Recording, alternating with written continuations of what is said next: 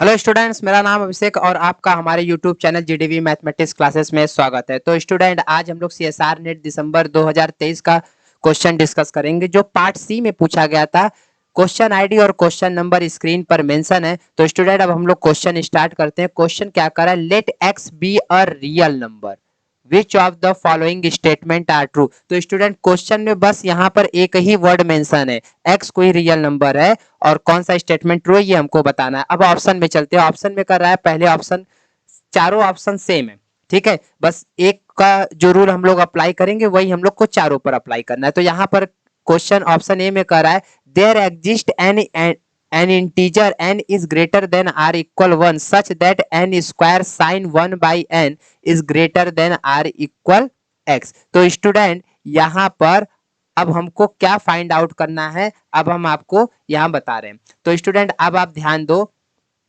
ये एक सीक्वेंस है ए एन, हम लोग मान लेते हैं N square sine 1/n। Student, ये एक सीक्वेंस है। इस सीक्वेंस के लिए x हमारा रियल नंबर से बिलोंग कर रहा है।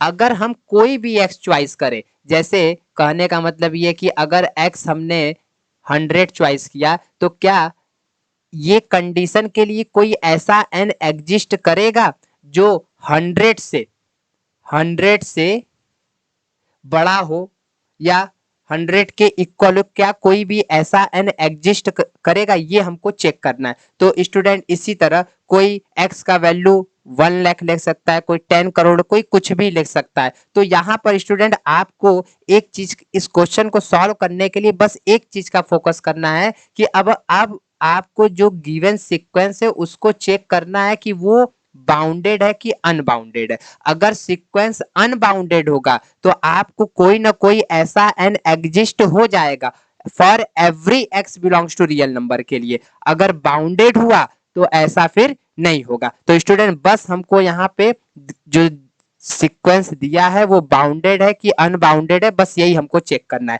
तो अब हम लोग सॉल्यूशन स्टार्ट करते हैं। पहला ए ऑप्शन पे आते हैं। अब हम लोग let a n equal to n square sine 1/n। Student, हम ये चॉइस कर लेते हैं। अब हमको चेक करना है कि ये बाउंडेड है कि अनबाउंडेड है। तो आपको पता है इसके लिए हम लोग क्या रूल अप्लाई करते हैं, limit n tends to infinity a n equal to limit n tends to infinity n square sine 1/n। ठीक है, तो यहां पर हम लोग इस रूल को अप्लाई कर रहे हैं। इक्वल टू, अब यहाँ पर स्टूडेंट थोड़ा सा हम सेटिंग कर देते हैं, आप इसको समझिए। साइन 1/n, और ये जो एक यहाँ पे 2n था, एक n को हमने यहाँ लिखा और एक n को इसको डिनोमिनेटर में भेज दिए। ठीक है, अब अगले स्टेप में लिमिट का प्रॉपर्टी हम इस पर अप्लाई कर दे रहे हैं स्टूडेंट। n इंटू, और लिमिट को अलग अलग सेपरेट कर दे रहे हैं, साइन 1/n 1/n। अब स्टूडेंट, अब आपको पता है if n tends to infinity then 1/n tends to 0। अगर स्टूडेंट हम लोग y इक्वल टू 1/n मान ले तो क्या हो जाएगा? तो यहाँ पर इसमें कोई चेंजिंग नहीं करेंगे, इसको हम वैसे ही रखेंगे और इस वाले को हम चेंज कर देते हैं। तो यहाँ पर 1/n करेंगे तो ये 0 हो जाएगा, और साइन 1/n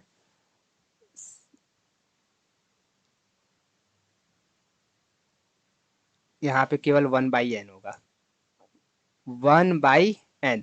अब साइन 1/n को हमने क्या मान लिया, y।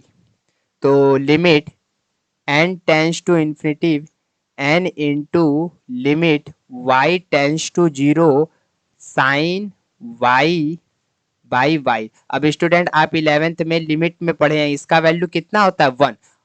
ये 1 पर जा रहा है और ये इन्फिनिटी पर जा रहा है, ठीक है।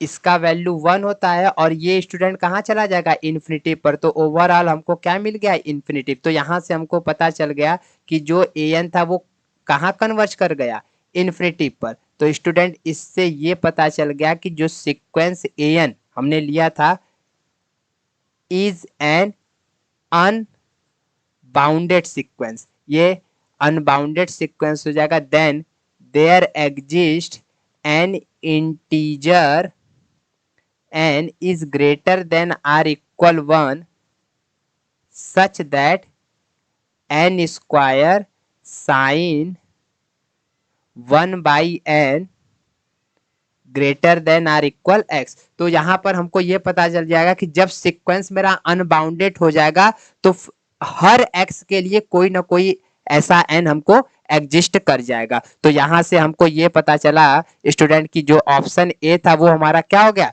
ट्रू हो गया। इसी तरह अब हम बी वाले को सॉल्व करते हैं। आप बी वाले का n cos 1 by n है, ठीक है। तो यहां पर हम लोग an मान लेते हैं n cos 1 by n और लिमिट अप्लाई कर देते हैं बाउंडेड अनबाउंडेड चेक करने के लिए। Limit n tends to infinity, इधर भी स्टूडेंट हम लोग लिमिट लगा देते हैं। Limit n tends to infinity n cos 1 by n और यहाँ पर हम लोग इसको सॉल्व कर देते हैं। Limit n tends to infinity n into limit n tends to infinity, ऊपर वाले सेम प्रोसेस से इसको भी हम लोग सॉल्व करते हैं, ठीक है स्टूडेंट। तो ऊपर वाले सेम प्रोसेस आप देख रहे हैं कि इसको अगर 1 बाई n करेंगे, लिमिट 1 बाई n, तो ये tends to 0 cos 1 by n, ठीक है।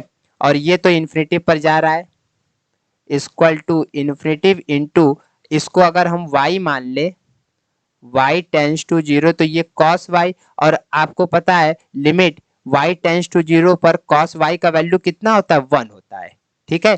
तो 1 होता है तो स्टूडेंट इसका वैल्यू कितना हो जाएगा, इनफाइनाइट हो जाएगा। तो अब आपको स्टूडेंट ये पता चला कि यहां से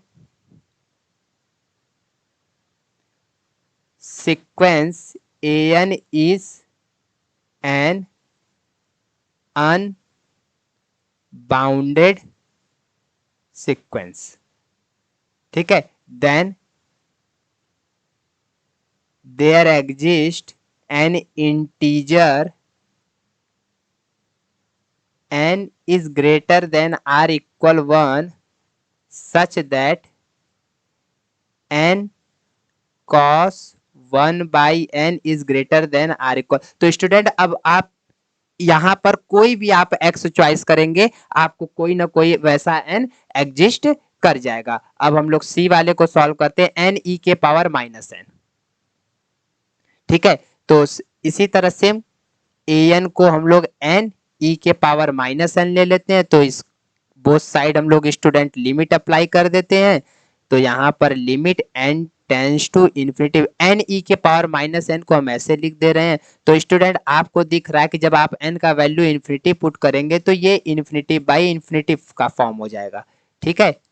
इन्फिनिटी बाई इन्फिनिटी, जब इन्फिनिटी बाई इन्फिनिटी का फॉर्म हो जाता है तो आप पढ़े होंगे कि इस पर एल हॉस्पिटल रूल अप्लाई करते हैं। एल हॉस्पिटल रूल अप्लाई करते हैं, वो क्या होता है, न्यूमरेटर का न्यूमरेटर में डिफरेंशिएशन हो जाता है और डिनोमिनेटर का डिनोमिनेटर में डिफरेंशिएशन हो जाता है, ठीक है। तो n के रेस्पेक्ट में ऊपर का डिफरेंशिएशन 1 हो जाएगा और नीचे e के पावर n हो जाएगा। तो स्टूडेंट जब आप limit n tends to infinity का वैल्यू पुट कर देंगे तो ये e के पावर इन्फिनिटी और e के पावर इन्फिनिटी का वैल्यू 1 अपॉन इन्फिनिटी और इसका वैल्यू कितना हो जाएगा, 0 हो जाएगा। तो स्टूडेंट आपको ये पता चल गया कि sequence an is a bounded sequence. Sequence an कैसा सीक्वेंस हो गया, बाउंडेड सीक्वेंस हो गया। Then there does not exist an integer n is greater than or equal 1 such that n e power minus n is greater than or equal। तो student आपको ये पता चला कि जब सीक्वेंस बाउंडेड हो जाएगा तो आपको हर x के लिए कोई भी n ऐसा एग्जिस्ट नहीं करेगा। तो अब हमको यहाँ से स्टूडेंट पता चल गया कि C जो ऑप्शन था वो मेरा गलत हो गया, B वाला ऑप्शन मेरा सही था, ठीक है। तो यहाँ पर अब हम लोग नेक्स्ट वाले पार्ट के लिए सॉल्व करते हैं। तो स्टूडेंट जब यहाँ वाले तो इसमें दिया है n log के पावर -n, ठीक है, n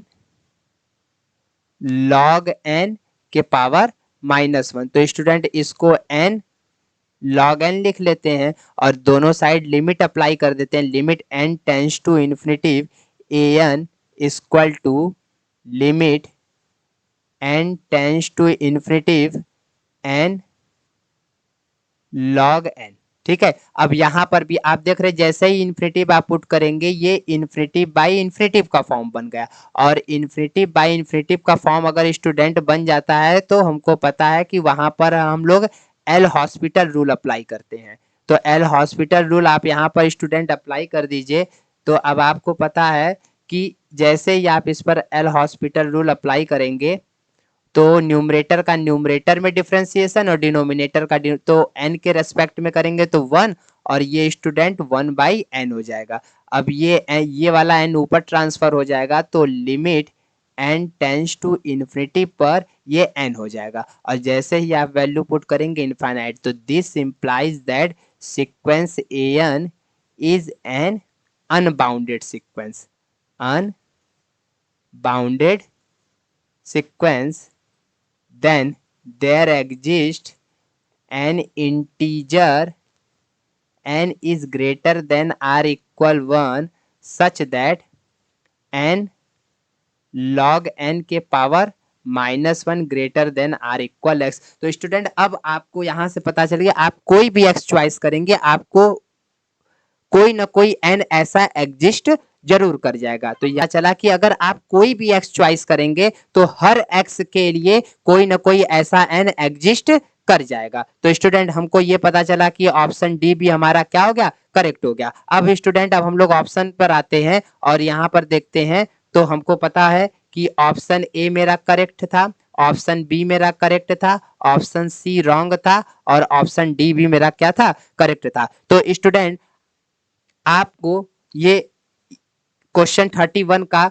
3 ऑप्शन सही था, ए बी और डी। और स्टूडेंट ये क्वेश्चन बस सीक्वेंस के बेस पर था, ठीक है। तो अब शायद आपको हमारा वीडियो समझ में आया होगा। Thank you for watching my video.